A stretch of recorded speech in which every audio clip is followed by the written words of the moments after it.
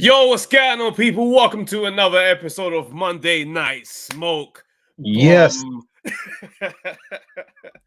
What's going on? Here with Base the Kid. KG's out there doing Hollywood in LA. Guy was at the SAG Awards, living his life, fam. Got Base the Kid here with us today. What's going on, Base, fam? Yo, I'm glad to be here, pulling double duty yet again. But hey, that's what team players is for. I can't be as reckless as KG, like no one can. But gosh damn, I'm gonna try today. I got some stuff to talk about, so let's get into it.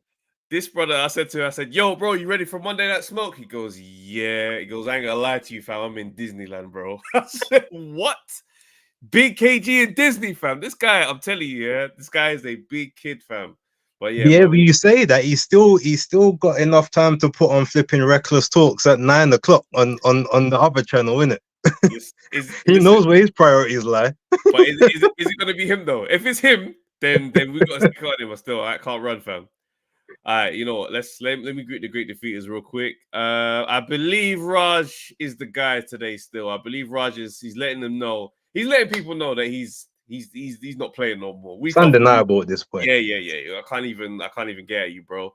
Let me shout out to everyone. Shouts out to Raj Skyliner, the editor, Ahija Selassie, man like Gas Brand, SB, the North Bank Brand, Disgruntled Buddha, man like Osborne Muller, Jonah 3-1, Untraceable, McGowan CFC, Jimbo Jones, Ellis Palmer. Listen, guys, there's a lot of back and forth chats. You know when it's the same name, I'm just like, brother, you're ruining my flow, fam. Feel it, man. I understand. It was hard. I remember I had to attempt it one week, and yeah, I know your pain. So yeah, man, they're gonna appreciate me, man. Hey, listen, guys, shouts out to everyone that's bought their tickets, man. The tickets are literally flying. I do believe we're like over 3/4 sold, so it's looking very mad right now. So if you're delaying, now is not the time. Listen, guys, get your tickets now. This is going to be very, very sick. Venue announcement is going to be in a couple of days' time. All I'm going to say ahead of time is London Bridge is the location. So it's going to be a very central London affair. AJ and Garnu come out. It's going to be a watch party to remember is all I'm going to say. I know exactly where that venue is. And yes, ladies and gentlemen, it's a great one. So make sure you attend. Absolutely. Man, someone said, Travis, stop talking, send the link. It's your guy. It's the brother, fam, I know. Hey. Do you know what, yeah? Whoever you are, fam, I have to salute you, bro, because last week you had me rattled, fam. I cannot lie. It has been a while since someone has got me triggered, fam. It's okay. I do hope you pull up, fam. I would like to see that debate happen in person, fam. Man like Anthony Hayweather. Fam, Anthony Hayweather. Now it's Travis Yartraw. Look at this guy. He's got a good game plan for me still. I need to see you in person so I know who I'm dealing with right now. I'm punching in the dark, fam. Anyway, let's talk, fam. Canelo Alvarez. Are we allowed to say duck at this point? Are we allowed to say he's ducking Benavidez? I mean, you can do, but I don't believe it is. Why don't you believe that? Because here's how I look at it. Yeah, because if you look at the whole timeline of events, right, and I'm not even going to go all the way back to the beginning, but when he was over at the zone, right, Canelo's over at the zone, all you heard was Benavidez and the team, Canelo, we want Canelo, he's ducking us, he don't want to fight, like, this is the real Mexican monster, blah, blah, blah. He comes over to the PBC, says, okay, cool, right, I'm over here now, like, I'm on your side of the street. What's good? Everyone went quiet. You had Benavidez's dad, aka his co-manager, going on Marcus Villegas Fight Hub, talking about, yeah, you know, I want to apologize to Canelo, like I didn't mean the things that I was saying, like it was just trying to make the fight, was trying to sell the fight and make it all happen. All of this is getting back and forth. Then you know that, all right, on that PBC deal, there is a specific order of things that was given to him, because I'm going to assume PBC knew that they had a free fight deal. They are not putting Benavidez in the first or the second fight of that. They want that as the last fight. Hopefully he can beat Canelo, then he can lock Canelo in for one more fight to do a rematch. So everyone knew that Canelo wouldn't have been fighting him in May anyway. If we had got to September and he didn't fight him, that's when you say, all right, you know what, cool, I get it. No one can defend right now, but there was a plan and the plan wasn't followed. So at the end of the day, like, yes, you might say he's not his most favorable fight that he wants to take, but I can't call it a duck because the fight hasn't been offered to him yet. All right, so you see this stage of Canelo's career, yeah? What are we doing right now? This is starting to feel like, I feel like the Bivol beating shook him up in terms of who he thought he was and what he could do from this point forward. Yeah. Because it seems like since that happened, he's suddenly decided to be like, yo, I want the light. I mean, fighting Charlo, yeah, is a bit, it was a bit like, we could give you some grace because you tend not to have fights like these. Whereas then you're going straight for the other Charlo afterwards, like apparently demanding it. Well, Then here's the thing. Go on. Like, here's what I hear, right? And I'm gonna let you land back on that in a moment. But the way how I've understood it, yeah, is the deal initially was for him to face Jamal Charlo. Then there's supposed to be one other fight. Then there's supposed to be Benavidez. The Jamal Charlo fight didn't happen because obviously whatever, he's mentally fried, you know, going through whatever he's going through, and then you get Jamel step in. So then they're supposed to say, well, on his actual contract, I believe one of the names on that contract is to say was Jamal Charlo. Because remember, the Charlos were the ones talking about, oh, he don't want to fight us. We got the blueprint to beat him. He's scared of us, blah, blah, blah. So he's gone over there for the big Charlo, especially because he's the one that was talking the most. Then you obviously the little Charlo, then, you know, he's heard in the background at the fight that he had, I think, with Caleb Plant. He's hit all the Golovkin one, saying, yeah, I could beat Canelo. Like, that's easy work. So then he steps in. But you've still got Charlo, like big Charlo, on the contract. So imagine a man like you've been arranged to go and do a set, and they tell you, yeah, your set's 15 minutes, and you're gonna get paid like $2,000 to do your 15. Then all of a sudden they come back to you and say, well, yeah, like we're gonna still be in the same venue, but the set's gonna have to be 25 now, and you're only gonna get $2,000 plus maybe a new drink. And you're like, hold on a minute, but that's not what was in my contract. This is what's in my contract. I've already let you slide once. No, all right, let me push back on that. Boxing is never going to be straightforward like that, yeah? Because those 3 fights, if those 3 guys get knocked out in their next fight, those fights are no longer on the table. It's got to be somebody else, yeah? So the plans can never be that set in stone. Man needs to be, look, Canelo has set a standard for himself, yeah? I will never say that he's a duck as in terms of he's always been a duck. This is who I'm talking about in this particular window of Canelo's career. He is not trying to see guys that are a serious risk, because how you've told Benavidez to go and, you know, what have you done since then? He's mashed work, beat Plant like how you did, beat Andrade. He's come back and said, listen, stop playing on my name. And now apparently it's because you didn't make an offer. Pardon? What are we saying right now, bro? Well, yeah, look at that though. All right. Why Canelo's not going to make an offer? He's a free agent, right? He goes where the money is. So he's not like, it's not like it's his broadcaster and everything, and he gets to, you know, he puts out the offer and he pays the other person. No, he's gone to their platform to say, all right, I'm here, make me the offer and I'll fight whoever you put in front of me. They weren't able to make him any offers worthy enough for him to stick around. That whole 55 million, quote unquote, that 60 million was a bullshit thing to begin with. And you know it's bullshit because Samson Lukowicz deleted the tweet that he put out. You remember Canelo went onto Mexican TV and said the announcement was he's giving them an extra year's free of Mexican TV, so they don't have to pay pay-per-views or anything. And then you get Samson Lukowicz saying that they offered him 55 million plus the rights to Mexican TV, the rights that you don't even own. But yet that's a legit, people think that's a legit offer. All it is smoke and mirrors.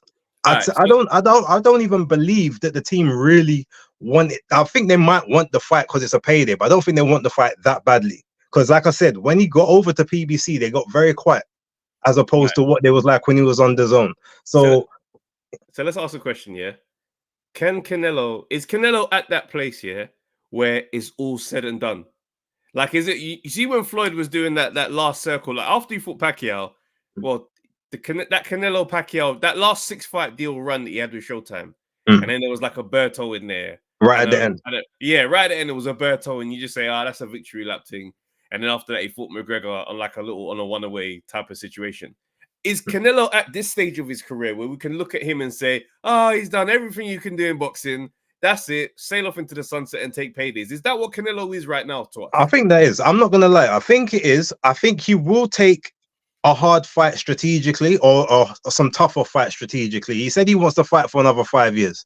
I guarantee you, within those 5 years, there will be a lot of soft touches. The belts are gonna go sooner or later. He's gonna start doing his tour, his world tour or whatever. He's going to Saudi at some point. They've already said that that's pretty much happening this year.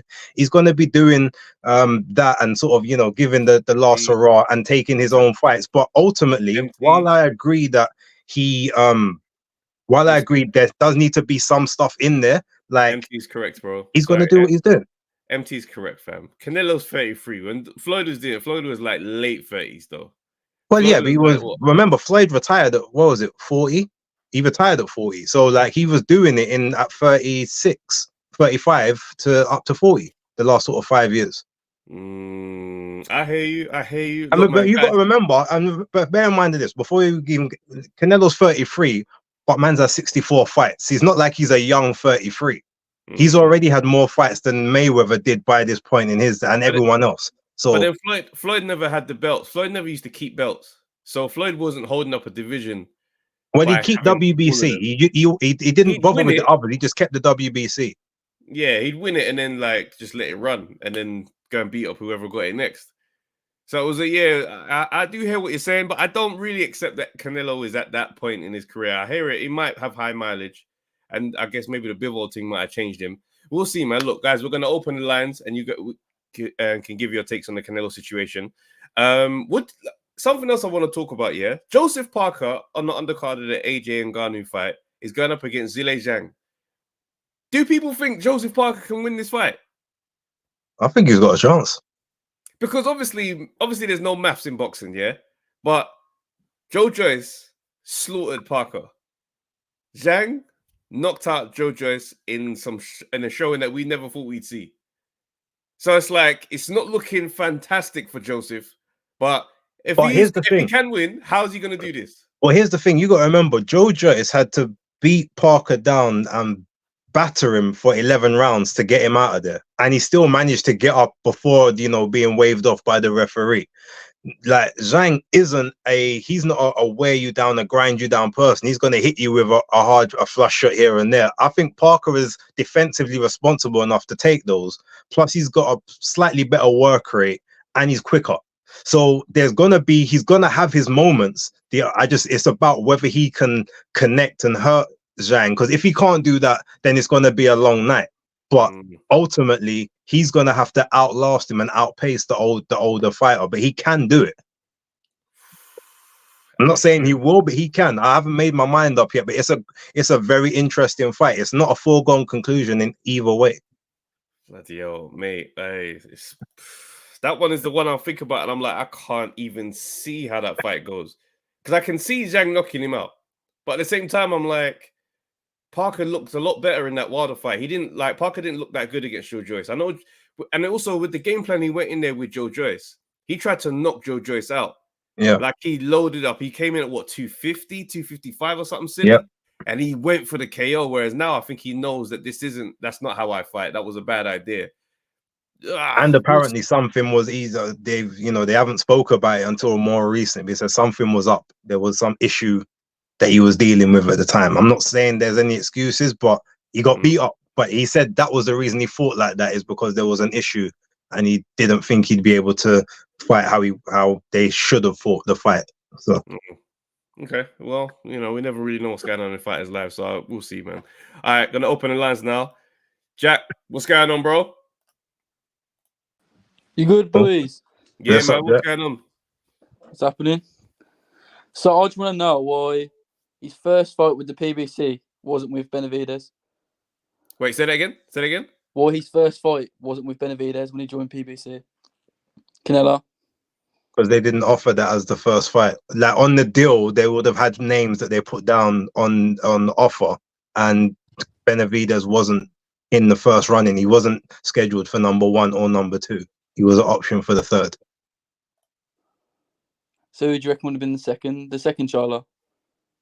Initially, no, it wouldn't have been. It would have been Jamal first, then they would have gone to someone else in the camp. Then it would have been Benavidez. But because Jamal got pushed back, He's now obviously trying to collapse that because that was the name that was initially put on there for it to be his first defense over there.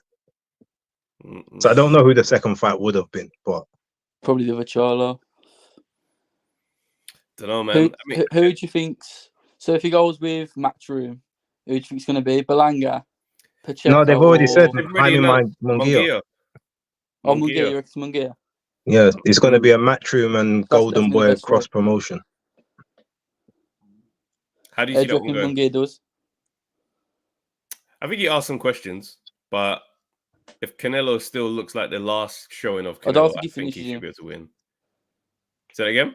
I don't think he finishes him. Nah. That I reckon he wins. Do you rate Munguia after that last performance? His last performance? It's weird because it's like Ryder's retirement fight, so there's not much you can take from it. Like, but finishing Ryder is definitely something like it's impressive. Don't get me wrong, but it's on the edge. Ryder wasn't exactly like the one that went against Smith and beat him. Well, you know. I hate. I mean, Canelo couldn't finish him. Do you know what I mean? It's a good statement to. It's a mini statement to make. Well, straight after Canelo, yeah, it's to say like, I finished the guy you couldn't. How do you think Benavidez does it 175? That's an interesting one, you know. So, someone said in the chat, "How do you think he does with like a yard or Boatsy or something if he gets through?" I'm like, mate, that's a good entry. That's a good, That's some big fights. Yeah, this one's entered the chat, boy. No, do you know what? They've said that the wrong way around. They should have been asking about Yard and Boatsy before Vojdik. Like that, you don't go up there just for Vojdik for play. He's no easy work. He could still legitimately be the third best light heavyweight in the world, and that's who you have to go up there and face. If he beats him, he's there. And he's a puncher. He's going to be the first puncher that Benavidez is actually facing at a bigger weight as well. So, good luck. He's built for it, though.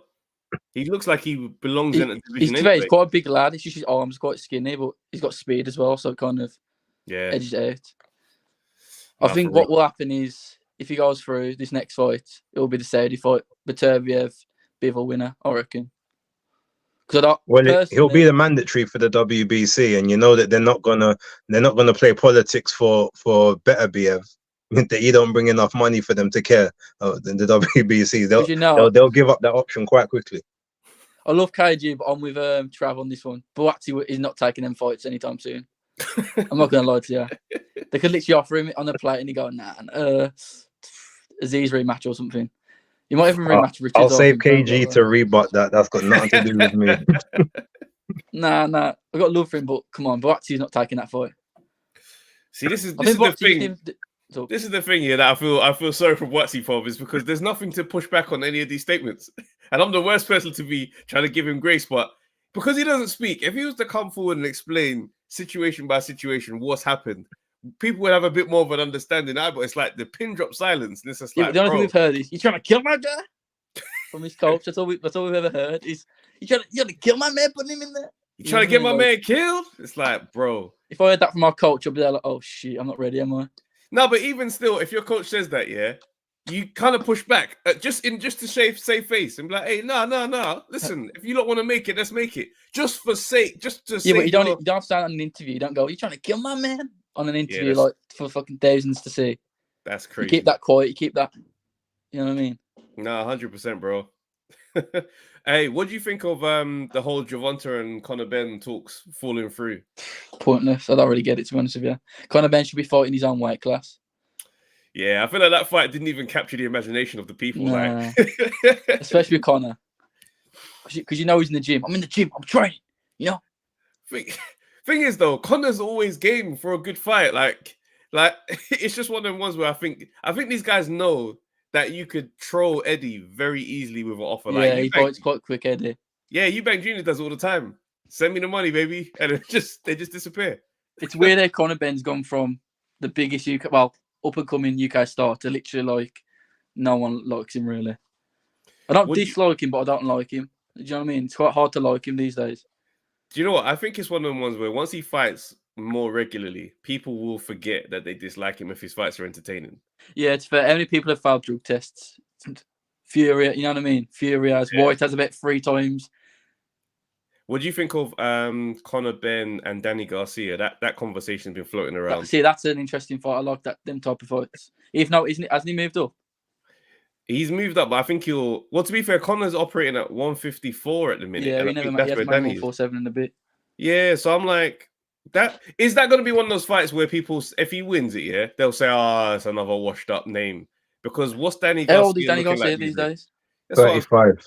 35. You know, it's hard to shape that as prime Danny Garcia. We've seen the best of Garcia. I don't know if he's close to that at the moment, but no, he's not in his prime. 35. Yeah, you passed it, but it's hard. I feel like he's better than what was his name there? Oh, the one his best knocker. I can't remember his name before it all happened. What's his name there? Oh, you're talking about the glasses.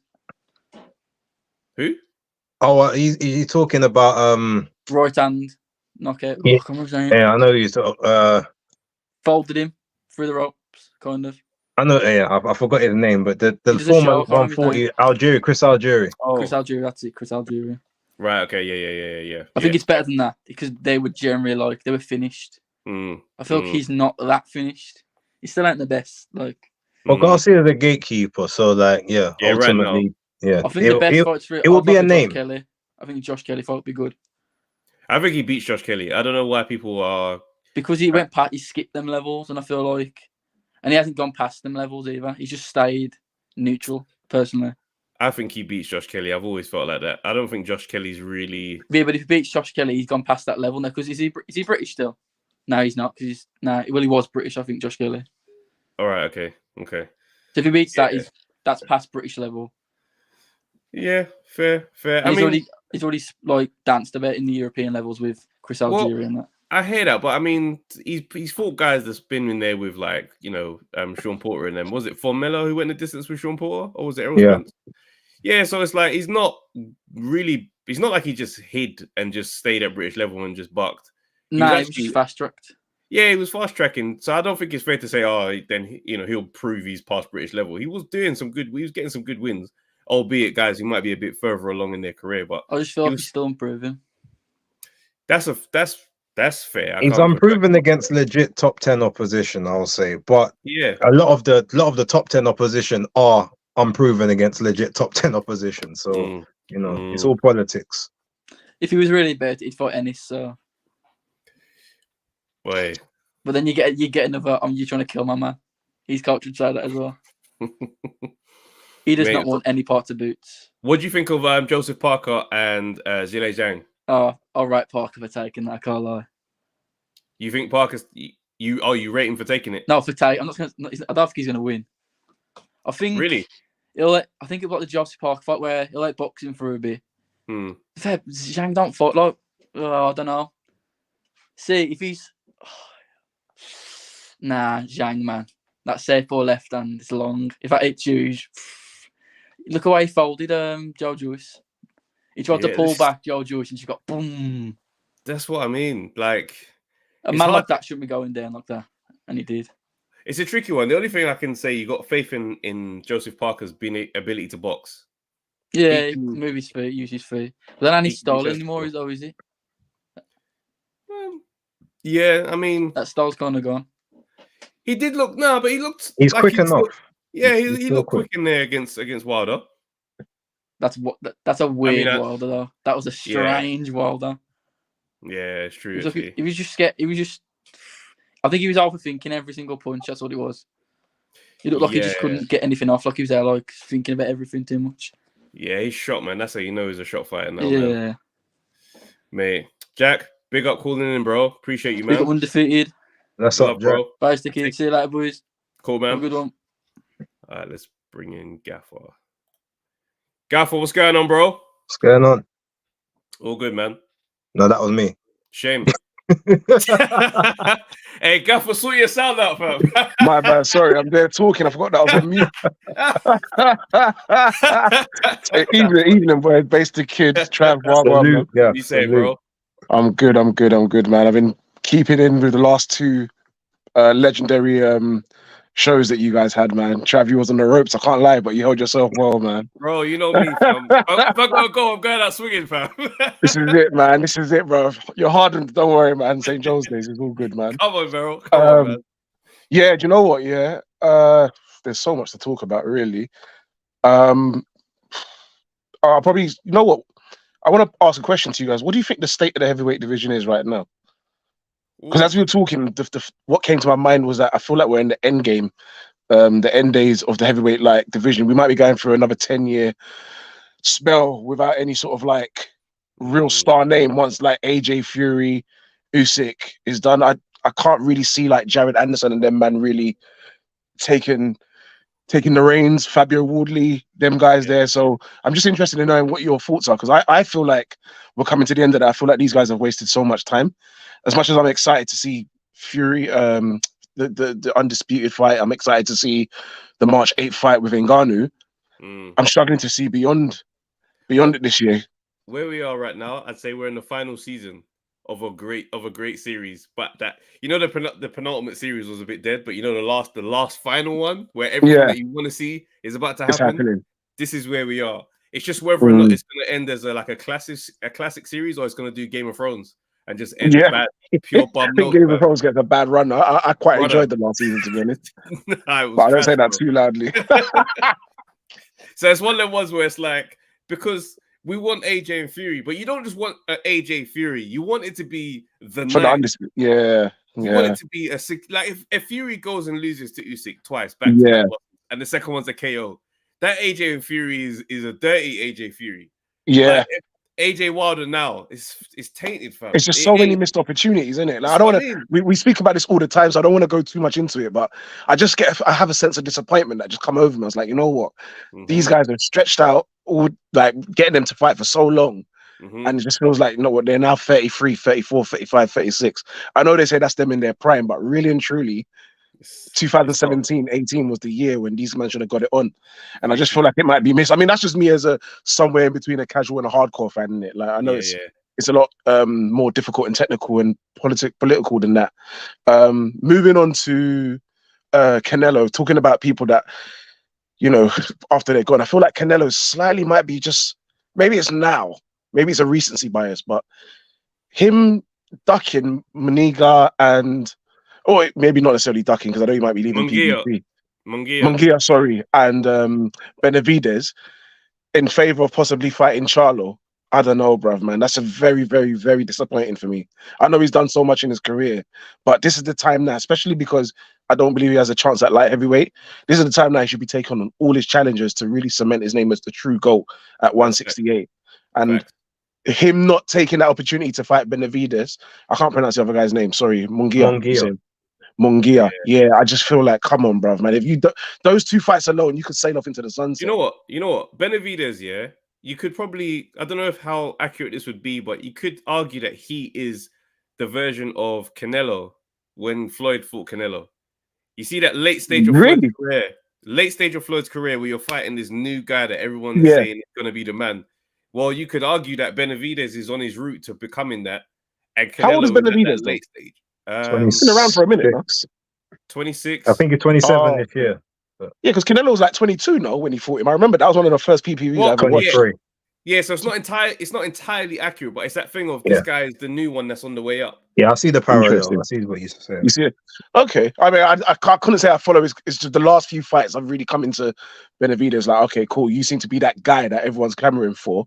So it would be good to see him take on Canelo. I didn't really look at it like that with the Mayweather parallel, but you know, I thought maybe Munguia more so, but I don't know. I don't know. Like again, I'm really funny.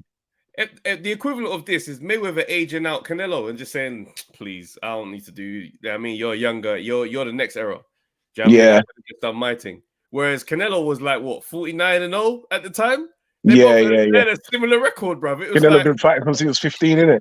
But then okay, so with Canelo then, so that brings me into Crawford then. So what do you think Crawford's next move should be then? Because this guy can't be. He's 36, fighting once a year.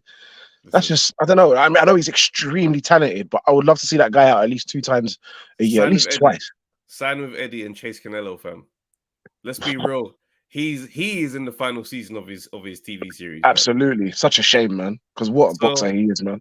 That's what I mean. It's sad, but at the same time, there's still I feel like there's still a marquee night left in him. Do you know what I'm saying? So let that be against Canelo and see what it looks like, bro. Boy, yeah, that's fair enough. I'd be excited about that one because there's just be so many nonsense arguments you could have about it. 2 weight class, dismiss it, but then you say, well, Crawford is different. He's climbed bare weight classes already. Like, it's just, why not? Yeah, fair enough. And I guess like my last point is just focusing on like the British fights. Obviously, I'd like to see Buatsi versus Yard. I don't know how close and far that is from happening, but there's, even though they ain't got a title, and I think there was a missed opportunity with the signings of like Buatsi going to boxer and all of that, making it a bit more difficult. I just feel like these guys could really run a few classic fights between each other, you know.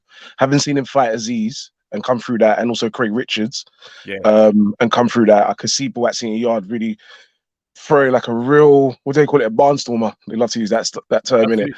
Absolutely. I think, you know what, Izzy? I think I want, if anything happens next year for eras of boxing moving forward, is for guys to get back into the idea of having a trilogy.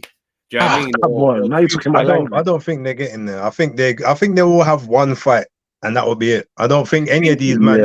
I don't think any of them are actually going to be rematching each other. The most you might be able to get is Richards Buatsi or Buatsi Richards 2 if Craig really pushes for that. Outside of that, I don't see any rematches taking place. All these men are like 33, 34. You got Buatsi, the youngest of all of them. He's in his 30s now. I can't see it. But don't you see how much time has been wasted? Right, it's 100% right through the division. It's actually, I always think, what are these guys doing? How do they keep themselves in shape for so long? Because like fighting once or twice a year, like a lot of them don't. They have extended camps to get the weight off. that's what a lot of guys are. I mean, don't get me wrong, they're athletes, but they're not, they're not primed and ready to go. That's why they're always begging for 12 and 13 and 14 week camps. But that's why I love the Saudis. Is weight management. That's why I love the Saudis. Sorry to interject you there, base. Like, that's why I love the Saudis, because they've come in and obviously they've dangled the carrot, and man are getting ready in 8 weeks, 6 to 8 weeks, and you're seeing it actually is a turnaround. It can be done. You can have a game plan within 6 to 8 weeks of intense training. 12 weeks at the most. I still don't think it's the best way to do things, though. Let's be real, because some of the guys that are going to Saudi, they're going for the check to the point where they're not even really like themselves. A lot of these late call-ups, 2 weeks, 3 weeks, it's just not enough, bro. Like I think, no, you know, one thing. Let me say this about that. I understand what you're saying, but everyone's getting the same notice. So to me, that's not helping though, because some men live in the gym and some men don't. But so if you're a professional boxer, you're supposed to be professional at all times, aren't you? If it's not really true. That's not my. If imagine if me and you is supposed to be having a clash, and you're constantly honing your craft in your bedroom, like in a dark room, rehearsing your bars, and I'm just out having a joke and a laugh and a joke because I think I got the talent, and then all of a sudden it comes to it, and I can't remember no lines, and you're just spitting hot fire, lyric after lyric after lyric. That's my fault. I didn't take it seriously. Yeah, it's my job. I hear you, but then we're not, as the fans, we're not getting the best products, fam. Give men an extra. We haven't been getting it for a long time. Let's put it that way. Let's be real, yeah. Let's look at what Lyndon Arthur looked like in there against Bivol. Terrible. I don't expect him to win against Bivol, yeah. But come on, man, that wasn't super defensive. That wasn't a full cap. That's a phone call and mess of the peas, and you looked around at everyone there and said, "You know what? I'm coming." Yeah, but guess what? But who fought more recent out of him and Bivol? Bivol was longer out of the ring than him, and he still done that too. Who knew ahead of time? Huh? They both knew it. Remember, he wasn't supposed to be on that card. That card was never for him.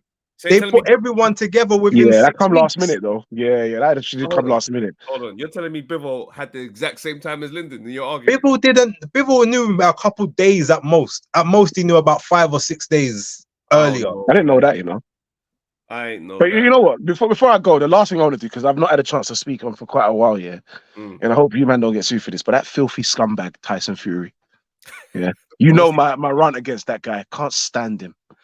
Can't stand him, bro. The guy's he's a cheater. He's like, I don't understand. I think one of you men might have pointed out. It might have been someone else. I can't remember who I was listening to. But that fine, that Your Excellency or Our Excellency, to be honest with you, we got to rate our man. Pause, bro. He's doing the thing. Listen, that fine that he put on Fury and Usyk, I reckon it was, and it was. This isn't my opinion, but I agree with it.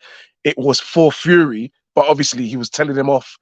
It's kind of like a public dressing down, but he's making it out for both of them. But really and truly, it was for Fury. I think it was. Well, Champ that said it. that's what Usyk's team said. They're the ones they Oh, did they asked say for it, but he said, "Look, we can't do it for one person." He said, "Yeah, okay, give it to us as well, because we know we're showing up." Okay, cool. I didn't know that. Okay, I did not know Even- that. It doesn't take away from the fact that he's a scumbag, innit? Even the way he sat with my man, though, he sat with him like he's sitting with the bad kid in the class. This exactly. From now on, will be on their best behavior. Do you understand? Do you know what I'm loving now? Yeah, because obviously I'm a mad AJ fan, and I can accept some of his flaws in that. But I'm loving the fact that people are starting to see the flaws in some of these guys' characters and seeing finally that AJ was true and honest to the division at the very least. I know the flowers are gonna come. When my man retires, they're gonna give him his flowers. It's the way it is. They did this with Lennox back in the day. I lived through it. It's gonna happen with AJ for what he's done. But the slander this guy gets, especially from TalkSport. I'm sorry, I do listen to them. It's the TalkSport, the worst of the worst, bro. And I just sit there and I think to myself, and they have the audacity to say that YouTubers and podcasters such as yourselves and all the other ones we listen to are the reason why that these boxers are sensitive. But nah, it's just biased towards Fury. They ignore all the blatant rubbish and lies and cheating that he does. He tried to worm his way out of this one, or if anything, give himself more time. And Usyk's just going to school him. So we're going to miss that opportunity with AJ and Fury. Even if we get it, it's not going to have the same sparkle on it unless Fury wins. And if Fury wins, he gets that title of being the first undisputed. I just hope the triangle Fury comes through where he beat Wilder and AJ knocks out Fury, because that's exactly what's going to happen, bro. I think people are starting to realize that Fury's good, but he ain't that good. Simple as that. And I guess it's a combination of you're saying he's good, but he's not that good. But I also think there's parts of him that's starting to tail off. He's on the way down. That's annoying. Certain elements of his game that are going to start slipping a bit more frequently now. I wanted AJ to get him at his best, bruv. Wilder as well. I always knew Wilder's dangerous without a doubt, but I knew AJ, if he imposed himself maybe 10% more like what he did with Wallin, 15% more, he would have bullied Wilder for 6 rounds and knocked him out. Because them skinny legs cannot hold him up. That jaw is not as big as they think it is. You know what though? I have to say this. AJ now would have been the best version to go up against Wilder. Even now, recent Wilder or prime Wilder. I reckon old AJ would have been in trouble because he was there to be possibly with foolish. Especially post Ruiz. Oh my goodness, those last 4 fights where he was finding his feet, definitely. I can't even complain about that, and probably even before then. But I just want it to be known as usual. Fury scumbag. I can't wait. As Crawford said, he could never sit at a table with the Hall of Famers. He's a scam. He can't.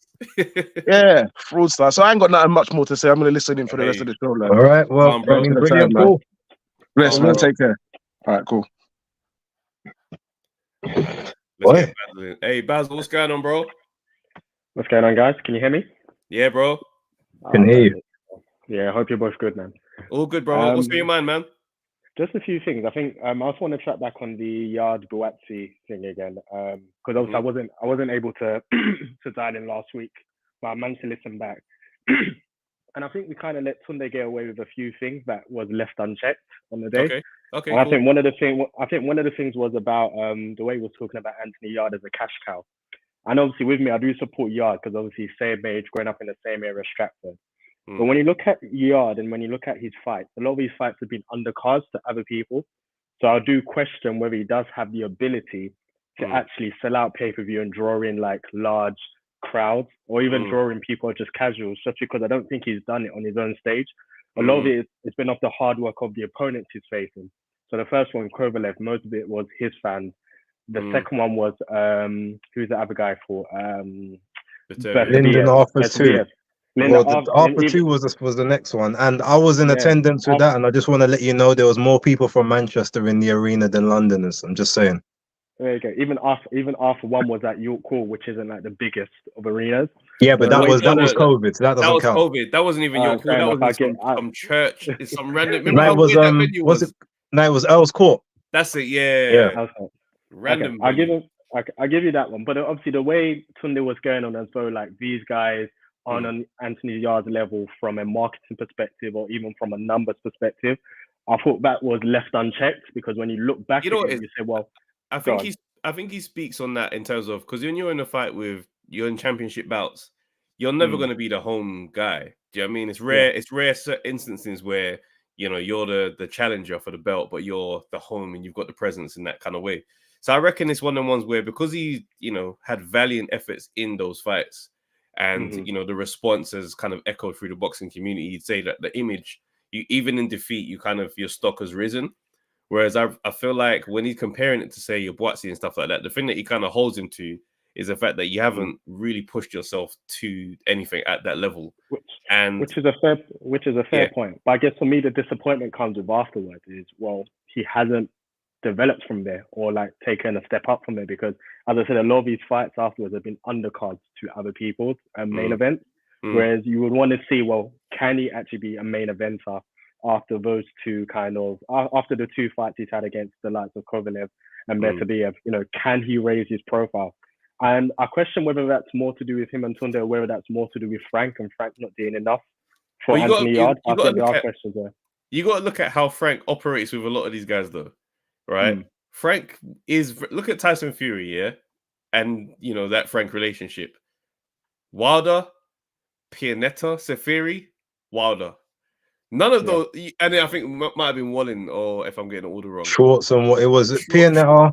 It was Sefa Safiri, Pianetta. Then it was Wilder. Then it was Schwartz, Wallin, back to Wilder, and then Wilder again. Yeah. So it's like I feel like there's a lot of Frank involvement in terms of how careers are run. Like we're not going to see a Toma in there with back-to-back difficult fights. He'll get one and say, "Yo, right, he beat a credible name." After that, it's Tim from accounts, fam. Like Frank don't roll the dice. It was, remember, if you really go back, it was Eddie Hearn, that decided he was going to start putting his guys in with 50-50s. Like, yo, everybody be on their game. You're going to be in their difficult fights. Made a big old announcement. And man started just getting head topped. Left, right, and center, man were losing. Mexicans, why is he matching up with these Mexicans? So it's one of the things where promoters, like, he changed the culture of how things are done. Whereas Frank is still operating and said, I'm not doing none of that, bro. Like, I agree with you, Charles. I agree because he's got a few guys. He's on the safety list until we get to world title shot.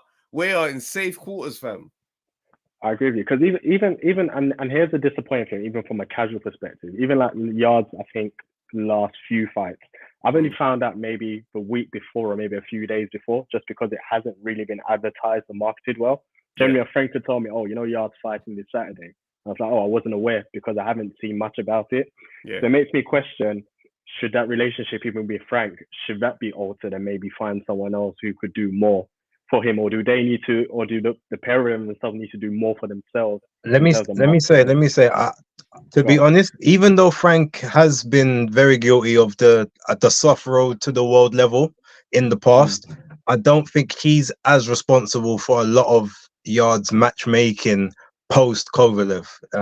If you want me to be real, that's all I'll really say on the matter. Obviously, I'm in hot water with certain people at the moment.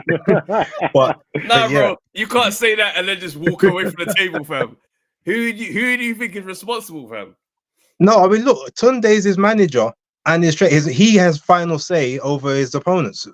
Ultimately, the promoter can put names in front of him. The manager is the one that agrees the names. So the buck stops with the team more so than Frank. Frank probably wants tougher names or more marketable people so he can put on more main events and make more money. But the manager has the say. So if the manager says no, but these are the list of the names that I want, that's ultimately Frank. It's not Frank's go round on this one. I think it's one of the ones where with Yarde, it frustrates people because they do see how good he is, or how, how much more the level he could be fighting at could be a lot higher, because he clearly can exist with guys that are top tier. So it's frustrating for people to kind of look at and say, oh, that doesn't seem to make sense. But I reckon it's going to be one of the things where that's just how this career is going to go. That's why for me, when people start trying to say to me, oh, you got different energy for this guy, I'm like, no, I've accepted the setup over there is going to look like this. But we are going to see a killer when he gets in the ring with whoever. So that's just the part where I'm like, well, he's proved he can, exist to a degree with, guys like Kovalev and Beterbiev and such, etc. So now what remains to be seen is the domestic, and then, maybe another shot at someone else if that becomes available. But with Boatsy, the reason why the angling is always going to be different between them two is that one is an Olympian and has had a more of a, you know, an advantageous route in boxing. Do you see what I'm saying? So it's like, I know Buatsi's earned those things. He still hasn't necessarily showed everybody in his career why I am here. You know what? The thing is, I agree with you. But what I will say to that, and this is a very valid point also. You have to look at Anthony Yard, Craig Richards, Dan Aziz, all the other guys that we love and we champion. None of them were expected to be the guy. None of them were expected to rule the roost. So all of them jumping up to world level and taking those opportunities, that's because that's their chance. They probably wouldn't get it. Whereas Buatsi was always like the chosen child. He was the chosen one. So there's a lot more pressure on him to win a world title. His fall from grace, if he loses at the world stage, is a lot worse than theirs, which I think is one of the reasons he's so hesitant to go up there until he's 100% sure he's ready. Now, I don't know whether that's the right route or not, but I can understand it from that position of there's a lot more riding on my shot than there is on yours. That's interesting. Totally. I think I totally agree with you on that one. That's interesting. Totally you know what? It'd be a dark day if he goes for a title shot and loses. Well, I don't think KG will be on the show if that happens. Yeah. I don't think he'll be on the show. There'll be too much heat on him. And then just a quick one on the Canelo situation. I always find it strange whenever he comes against criticism, you know, in his career and who he fights. When you consider he's probably the most active fighter of all the fighters we have. There are fighters who fight once every 2 years, once every year. At least he's keeping himself active. And obviously, the last news I saw was probably the Munguia fight was the most likely fight coming up next, which is a decent challenge considering what's available. You know, people are matching him up with people from different weight classes, but at least he's taking these fights which are coming up. And I will ask the question to both of you. Do you think Benavidez has even done enough to even warrant a Canelo fight? Yeah. On both your personal levels. All right. Do you want to go? All right. Travis says, yeah. I feel like he's in the number one spot, so he should get the shot if he's called as the mandatory. But I do think that there is still more he could have done or been doing. I think personally what he should have really been doing was creating his own legacy away from Canelo to make it so undeniable that you now have to fight me, as opposed to basically calling him out for God knows how long and then literally only quote unquote stepping up to the level we wanted to see last year. And then one of the guys you step up to already got beat by Canelo, someone you were supposed to face 4 years ago, that your team stopped you from fighting when you were both champions. Like, that's factual. You got that. And then you've got Andrade, who was outside of his weight class and Ultimate was out of the ring for God knows how long before his little warm-up before then. So he should have been doing more, but he is the number one. He's the mandatory, so he deserves his shot when it's called. Problem is, he fought Ryder, fam. What did Ryder do to earn that shot? He beat Danny Jacobs, and then beat Danny Jacobs, who was a former IBF champ. So that's better than beating a Caleb Plant. Danny Jacobs in this era, is better than beating a Caleb Plant. No, but then he beat the guy that was the interim WBO 168 champion, who was Zach Parker. He beat him for the mandatory spot. What I'm saying is Benavidez deserves the shot because he is the mandatory. But in terms of what he's done, there's a lot more that he could have been doing in his body of work. If you think about Benavidez, even if it's like, what's it called? You look at John Ryder. How many people said he should have already been lineal and WBC champ by beating Callum Smith? So he's done a lot to get to that position. Then he beat the guy who was the mandatory to take his spot. So he put in everything he had to do, whereas Benavidez hasn't done as much of that. And we still got to remember, man lost the belt twice outside the ring. And I think Base makes a very good point. And I think that's the issue with modern day boxing. Because if you look at back in the day, everyone was building their own legacy, taking fights to showcase what they were about, their ability and build their profile. Whereas now, I think what boxers now are doing, they're not doing that. They're looking for that one name and trying to target that one name, and they're not focusing upon, well, how about I fight everyone else outside of that one name, show how good I am, and get to a point where it's undeniable that you have to meet me. I don't think people are doing enough of that. I think people are trying to take the shortcut a bit. I do hear that. I wouldn't necessarily call it a shortcut if one man has all 4 belts. like the route is to this person. Do you see what I'm saying? So trying to jump the queue and get ahead of it, especially if you've got a profile.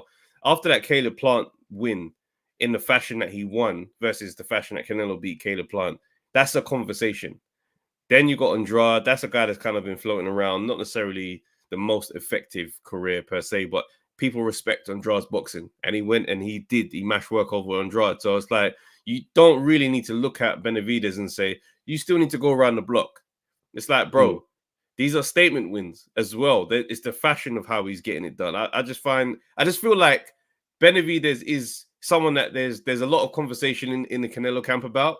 A lot of deep thought is going into whether or not this fight even, you know what I mean, is worth taking versus risk versus reward. So that's why I think there's a lot more to it than just trying to say, he's not done enough. I don't think that's fair. Well, what I will also say with regards to that is, if you look at, you've got him, yeah, but how many other guys are going to be in near enough mandatory positions? Apparently, Edgar Belanga's now he's now the #1 after beating McCrory. I don't know how that works out, but that's, you know, David Morrell's got the regular title. So really and truly, I know you have to defend that 3 times before you can then consolidate, but whatever, he should be in that spot. But you got Morrell, you got Mbili, you've got Lily Sajo, you know, you've now got Belanga, you've got Munguia. There's all these guys around, so you can always go and try and take an alternate route until that mandatory gets called. So the best way for you to really stamp down and say, no, you ain't got nowhere to go now, is to pick off every single one of the other challengers one by one. I know it's a long process, but having said that, don't be out of the ring 7 and 8 months at a time. Be more active. Get 2 or 3 of them out of the way, then you'll be mandatory in 2 or 3 different sanctioning bodies. Man can't, he has to see you now. Like, you can't, you're giving him a way out by doing X, Y, and Z. If you're that guy ultimately, and to be honest, he is the biggest guy in the weight division because he's competing in a weight division that isn't really his. He's killing himself to make that weight. I hear it still. He's a strong 175. Strong. Mate, hey Basil, big up for calling in, bro. No, salute, Basil. Thank you, man. Thank you yourself, man. Got some super chats here. Alexander Wilson says Benavidez said forget Canelo and he's moving up to light heavy to fight Vosdick for the WBC interim. How do you think the winner matches up against Yard and Boatsy? I think we spoke about this one before. I think he's a handful still. It's just whether or not he can manage, you know, light heavyweight punches coming at him. But if you get through a Vosdick, then that's you're letting us know you can manage still. So I think both of those guys beat both the guys in the question personally. If they come through those, because like I said, like Benavidez ultimately is he's a light heavyweight in the making anyway. That's what he is. And I think his work rate is going to definitely get to Boatsy, and I think it will get to Yard as well because he's got a better engine than both of them, and he's consistent. Now Vosdick said he doesn't actually punch that hard, but he's very accurate. So he can keep hitting you in the exact same spot, which hurts over time. And that's how he usually gets people out. So, all right, let's see. CJ Nichols says, everyone knows Tunde's holding Yard back, fighting 5 fighters and losing records, man. Then looking at world level and travel is back to nonsense. Hey, thank you for tuning in, bro. just thanks for the £5, Chino. Thank you. Appreciate you, bro. CJ Nichols. Terence Crawford is a free agent, right? Where do you see him ending up strategically if you're in Terrence's camp? See, the thing is, there's only 2 fights you can have. Maybe no, there's 3 fights you can have ultimately. That you've got the Tim Tszyu fight, but Tim Tszyu's already got a fight announced, so you can't really, you know, if you're going to wait for him, you have to wait until at least June. So that, you know, that's still almost a year out of the ring again. There's him. There's possibly Carlos Adames, who I think has been now moved up to full champion at 160, the WBC. But that fight makes no money, even though it will get him another belt in another weight class. But there's no money in that fight for him. So it's literally just about taking the belt, which I don't think he wants. And then obviously the big one is the Canelo fight. Now, Canelo seems to be saying ultimately there's no... maybe Crawford has to do something at 160 or 154 first. Because he's ultimately saying, look, if this guy beats me, I lose everything. If I beat him, or I beat someone coming up 3 weight classes, I'm in a no-win situation. So Crawford has to do something to make that fight attractive to Canelo, because the fans have bought into it. I've bought into it. I can see a way that Crawford can win that. But ultimately, again, it's one of those ones. there's risk versus reward for Canelo. He's going to make the same money that he makes on every other fight. Like, he's not going to get a double that, because Crawford, as much as he's been, you know, built up and he's like, people know him now or for the last year, he's still not a super well-known guy outside of boxing. So the money's not the same. I reckon the pay-per-view would see the pay-per-view will be good, but the money, but in terms of the actual like money, the guarantee on top of what your normal guarantee is, it's not going to be that much higher for someone that could either be a big risk or you gain nothing from the victory. So I think he either wants easy fights for the right money, or he wants legacy fights for the big money. I don't think to him that's a legacy fight. Someone just said, MT just said Crawford versus Eubank. Can you imagine? That would be interesting. But I did see, obviously with Bomac, that's not going to happen. But I did see Canelo and Eubank Jr. as something floating around the timeline. I don't know if there's any credence whatsoever to that. Well, remember when they were saying he wanted to come to, fight in the UK? They were saying the only person you could really fight would be Spence. So I mean, Eubank Jr. So realistically, yeah, I mean, it was him or Ryder, but Eubank Jr. would have been the sexy sell for the mass public. You know what I mean? But yeah, that is even Canelo in any stage of his career. I'm sorry, that's a mismatch. Like, right. Yeah, 100%. So, no Chris Eubank senior speech could get me on side of that one. It just nah. You're gonna have to pull out a quadruple collar for that one. Like, you're gonna have to be 4 sets on each side with one big one in the middle. The hench's fur jacket. Listen, guys, we reached the end of Monday Night Smoke today, man. Thank you guys for tuning in. Smash the like button on your way out, guys, man. There's no way we've had 200 plus people in the thing. And where are we on now? What's the likes count at the moment? I'm gonna take a look. Someone said they were under 100. No, that can't be right. It's not acceptable, guys. It's mad free. It's mad free to hit that like button. Can't be giving this good quality work and people are doing the channel like that. Let me have a look here. What's it showing as? All right, it's showing as 97. Now, guys, come on, man. Guys, let us get us to 110 at least. Honestly, and I just put the ticket link into the watch party in the chat. So, guys, get your tickets, guys. Next Friday, AJ takes on Francis Ngannou. The whole undefeated team is gonna be there, guys. It's gonna be an interesting one. Still, has anybody's predictions changed for how this fight is actually gonna go? Mine hasn't, but I haven't given it yet. So you know. Yeah, you like to wait till fight week. Yeah. I don't know what we're in 109 now, by the way. Just to let you know. So. Okay, cool. Salute, guys.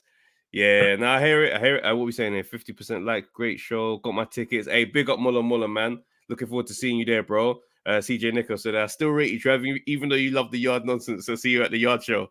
Hey, bro, listen, man. Everyone's got their bias. I own mine. Yeah, that's my dog, fam. That ain't changing. But yeah, guys, get your tickets, and we'll see you guys there, man. Yeah, and we are out. Peace. Come on, let them know.